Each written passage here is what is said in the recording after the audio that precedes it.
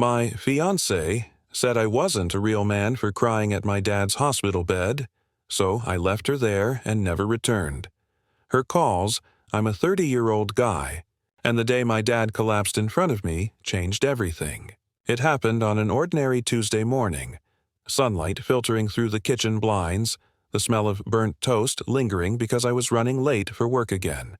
Dad was sitting at the table reading the paper, the same way he had every morning since I was a kid. Then, mid-sentence, his voice just stopped. The mug slipped from his hand, coffee splashing across the table, and his body hit the floor with a sound I can still hear in my nightmares.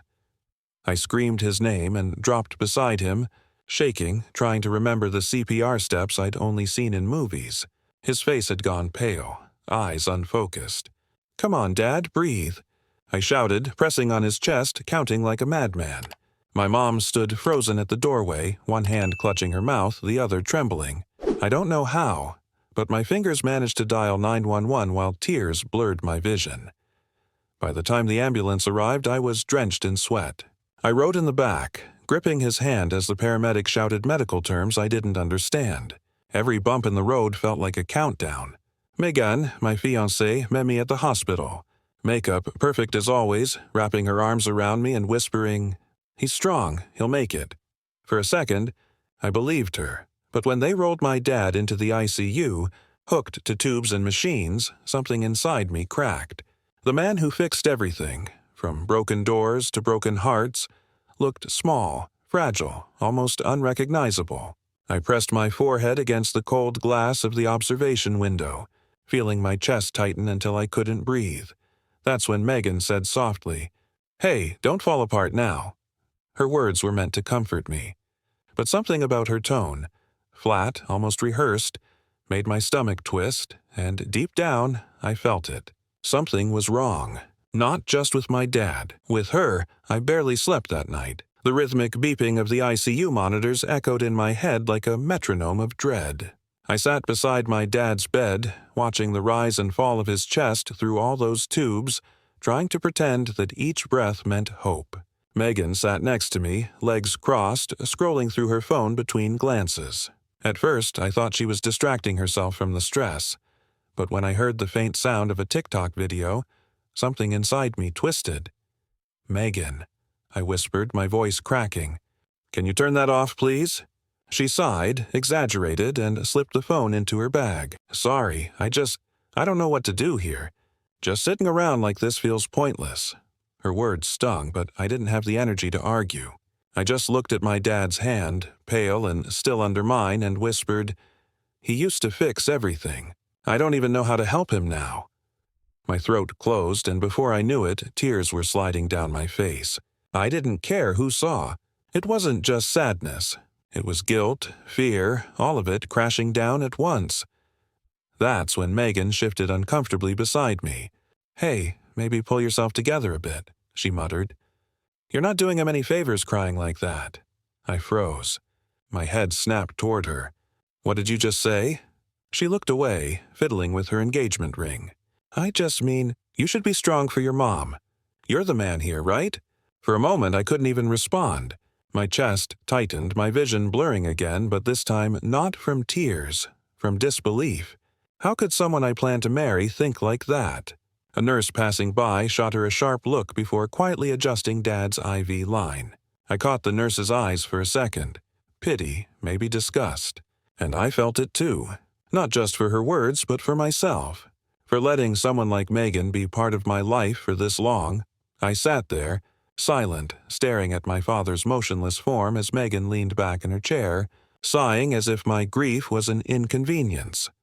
That was the first time I realized something chilling. Maybe Megan didn't know how to love someone who wasn't perfect. The next morning, I woke up stiff in the hospital chair, my back aching and my throat raw. My mom was still at Dad's side, whispering prayers under her breath. When the doctor walked in, his face said it all before his words even landed. "Your father's heart sustained major damage. We're doing everything we can, but it's critical." The world seemed to blur. My mom gasped, clutching my arm, and I felt my chest collapse. I tried to speak, but all that came out was a choked sob. I bent over, gripping the edge of the hospital bed as tears spilled freely. My whole life, my dad had been my anchor, the man who taught me to drive, who patched up my scraped knees, who told me that real courage was about showing up no matter how scared you were. And now I couldn't even speak to him. Megan stood in the corner, her arms crossed tightly over her chest. "Babe," she said sharply, "everyone's watching." I blinked through tears. "What? You're making a scene," she whispered harshly. "You have to stay composed. He wouldn't want you to look weak like this." Weak. That word cut deeper than the doctor's news. I stared at her, my mouth half open, unable to comprehend how someone could sound so cold. My mother turned to look at Megan, shock written all over her face, but Megan just shifted uncomfortably as if we were the problem. "Megan," I said quietly, my voice trembling, "my dad might die and you're worried about how I look?" She rolled her eyes slightly. "I'm just saying, men handle things differently." Crying doesn't help. Something snapped inside me. I felt my pulse hammering, my grief turning into anger. You know what doesn't help? Acting like emotions make you better than everyone else. A nurse passing by froze mid-step, her face tightening at Megan's words. The silence that followed felt suffocating. My mother turned away, tears streaming down her face again, whispering, "Ignore her, honey. Just be with your dad." But I couldn't ignore it. Her words kept echoing in my head like poison. "You're not doing him any favors crying like that. You have to stay composed." Weak. For the first time, I looked at Megan not as my fiancée, but as a stranger standing where compassion should have been. And I realized I might be mourning more than one kind of loss that day as I sat there. Trying to piece myself back together, memories of Megan began flooding my mind, moments I'd brushed off, but which now felt like flashing warning signs I had refused to see. I remembered the first time she showed that side of herself. We'd been dating for about 6 months when my younger sister, Rachel, came over after a brutal breakup. She cried on our couch for hours, and Megan had whispered to me later that night, "God, your sister's kind of dramatic, isn't she?" I'd never let a breakup wreck me like that. I'd laughed awkwardly then, chalking it up to her being blunt. There were other moments too, like when I opened up about struggling with anxiety after losing my job 2 years ago. I still remember her words. "You just need to toughen up. Life doesn't care about your feelings." I thought she meant it as motivation. Back then, I told myself she was just trying to push me to be better. But now, sitting in that hospital room with my father fighting for his life, I realized she didn't believe in empathy. She believed in image. I turned to look at her again. She was scrolling through her phone once more, her perfectly manicured nails tapping against the screen as if this were just another tedious errand. My mom quietly dabbed her eyes with a tissue beside me, whispering a small prayer, and I wondered how Megan could stand in the same room and not feel anything. When I'd first fallen in love with her, I'd mistaken control for confidence. I'd mistaken emotional detachment for strength. Megan always looked perfect, spoke perfectly, carried herself like she was above chaos. But life isn't polished. It's messy, heartbreaking, unpredictable, and for the first time, I saw how incompatible we really were. A nurse entered quietly to check on Dad's vitals, and Megan immediately asked, "How long are these things supposed to take?" The nurse didn't answer, just looked at me with tired eyes as if silently saying, "You deserve better than this." That look haunted me, because deep down, I knew she was right. Still, I couldn't bring myself to walk away. Not yet. That night dragged on like a slow, merciless punishment. The fluorescent lights in the ICU flickered now and then, casting pale shadows across my father's face. My mom had gone home to rest after much convincing, leaving just me and Megan in the room. I thought maybe, just maybe, being alone with her would soften her. That maybe she'd finally drop the cold armor and just be there with me. But instead, she sat with her arms folded, tapping her nails on the side of the chair like a metronome of impatience. Around midnight, my dad's heart monitor started to beep erratically, and a nurse rushed in. My body froze, panic clawing up my throat. "Is he okay?" I asked, but she didn't answer. She just called for a doctor. Megan stood up, but not in alarm, more like she was annoyed by the sudden commotion. God, how long is this going to go on? She muttered under her breath. I turned on her instantly. What did you just say? She blinked. I mean, we've been here all day. You need rest. You're not helping anyone by running yourself into the ground. My voice cracked. That's my father in there, Megan. Yeah, but you're not a doctor, are you? She said, her tone sharp, dismissive. That was it. Something in me snapped. I stepped toward her, lowering my voice so the staff wouldn't hear. If you can't stand by me when I'm losing the man who raised me, then you shouldn't be here. Her face twisted in disbelief, like I'd insulted her instead of defended my dad. Wow, I'm trying to help you stay calm and you're being a jerk, she hissed.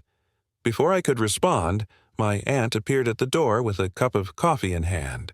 She'd heard everything. Maybe you should go home, sweetheart, my aunt said firmly, her eyes cutting into Megan like a knife.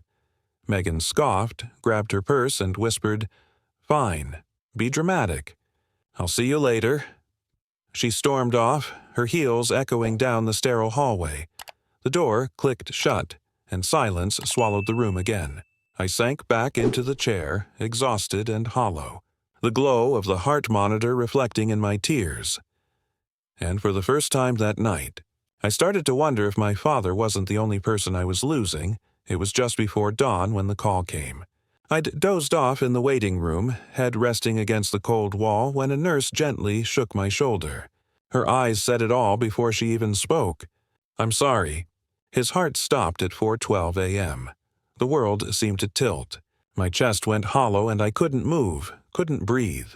I walked into the room where my father lay, the steady hum of machines now replaced by a suffocating silence. His face looked peaceful, but it felt wrong. Too still, too quiet. I reached out, touching his hand. It was already cold. I'm here, Dad, I whispered, my voice barely a sound. I'm sorry for every time I made you worry. For not being as strong as you were. The words spilled out like a confession I didn't know I'd been holding. I waited for something. A twitch, a sign, a miracle. But nothing came. Just the hollow rhythm of my own heartbeat echoing in my ears. My mom arrived minutes later, collapsing into my arms, sobbing. We held each other like two broken halves of the same soul. And then my phone buzzed. Megan, a text. At least he's not suffering anymore. You should try to be strong. That message gutted me. No call. No, I'm coming back. Just that, sterile, emotionless words on a glowing screen. I stared at it for a long time, my hands trembling. My mom noticed and asked softly, Was that her? I nodded. Yeah, that was her way of caring. She shook her head, grief and anger flickering in her eyes. Your father would have hated how she talks to you. I didn't respond. I couldn't. I felt like I'd lost not just my dad, but the last illusion that Megan and I were ever truly in love. The nurse quietly unplugged the machines, the sound of the cords being coiled up echoing like a goodbye. I stood there, frozen, realizing this was my rock bottom.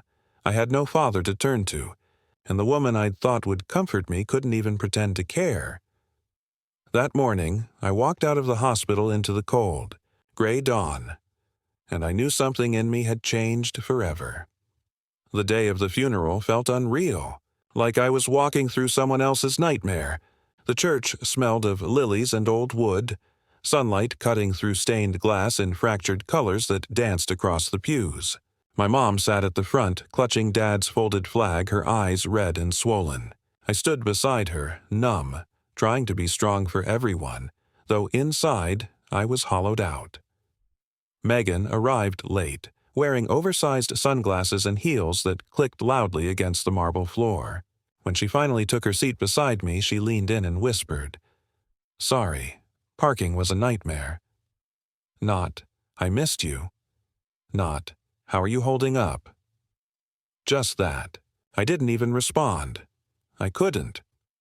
During the eulogy, I spoke about my dad's strength, his kindness, how he never left a single thing broken if he could help it. My voice cracked halfway through, and I paused to hold back tears. The room was dead silent, every pair of eyes fixed on me, except Megan's. When I glanced her way, she was scrolling through her phone under the pew, pretending to fix her hair. Something inside me fractured. My father's best friend, Mr. Jenkins, put a reassuring hand on my shoulder when I finished. "He'd be proud of you, son," he said quietly. But all I could feel was the sting of humiliation and rage, not just for her disrespect, but for my own blindness. After the service, while everyone gathered in the churchyard, Megan complained softly, "Do we really have to go to the burial, too? It's freezing." I stared at her, searching for a trace of guilt, empathy, anything. But there was nothing, just indifference wrapped in perfect makeup. One of my cousins overheard and shot her a glare. Later, he pulled me aside and said, "Man, I don't know what's going on between you two, but she doesn't belong here." I wanted to defend her, to say she was just stressed or grieving differently.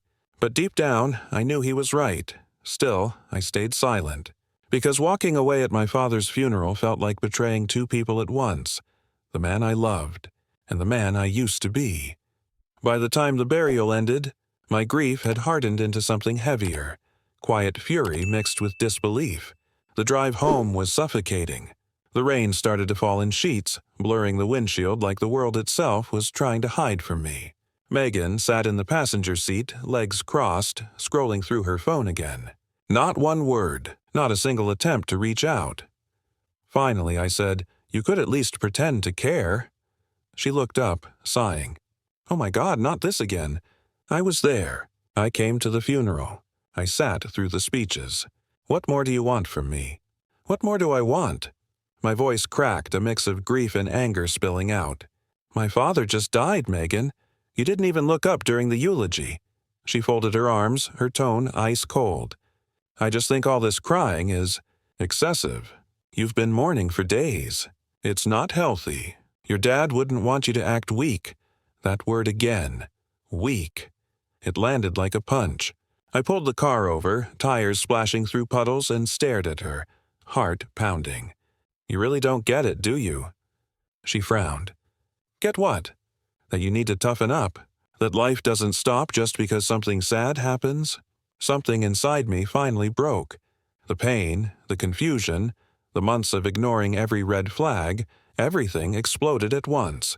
"Get out," I said quietly. Her head snapped toward me. "What?" "Get out of the car." She let out a bitter laugh. "You're joking." But I wasn't. I reached into my coat pocket and pulled out my dad's old watch, the one he'd given me when I graduated. I looked at it, the second hand ticking softly, then whispered, "He taught me what strength really means. And it isn't pretending not to feel." Megan's expression shifted from disbelief to outrage. "You're seriously leaving me here? In the rain?" I didn't answer. I just stared straight ahead. After a few seconds of silence, she scoffed, slammed the door, and stormed off down the street. As her silhouette disappeared into the downpour, I felt something strange. Not regret, not relief, but stillness.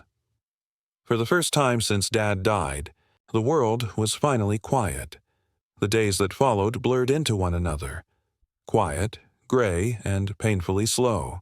The house felt emptier than it ever had before. Every photo of Dad on the walls seemed to stare at me, asking why I looked so tired, so hollow. My phone sat face down on the table, vibrating occasionally with Megan's name lighting up the screen. At first, I didn't answer because I couldn't. Then, I didn't answer because I didn't want to. Her messages came in waves. First angry, then apologetic. "You're overreacting." Then, "I didn't mean it that way."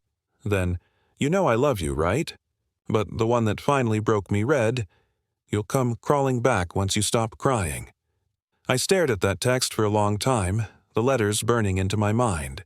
The old version of me, the one desperate to fix things to make peace to avoid conflict, would have replied, apologized even. But that man died with my father. I blocked her number right then. That night I went for a walk through our neighborhood, the air cold enough to sting my lungs. Every sound was sharper. The crunch of gravel under my shoes, the rustle of wind through the trees, the distant hum of a passing car. I felt stripped bare, but strangely lighter. For once, I didn't have to hide how I felt. I cried openly. Not for Megan, but for the part of me that kept thinking love meant endurance, even when it hurt. When I got home, I sat in Dad's chair and whispered, "You were right, weren't you? Some people just don't know what love is." The clock ticked softly in response, and for the first time since he passed, I didn't feel alone. I didn't know it then.